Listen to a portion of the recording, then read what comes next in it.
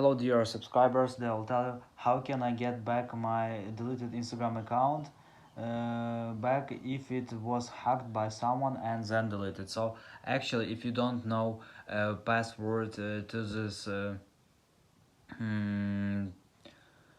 to this account, also it's very difficult to do it.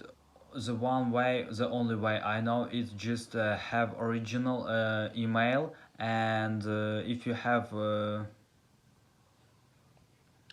original email, you can also just receive a text code from Instagram, submitting text code from Instagram to your original email. So original email, it means email that was created, that was added to your account when you created. So the first email. So this is the only way how you can do it. So thanks for watching. Have a nice day. Subscribe to my channel. Click like and bye.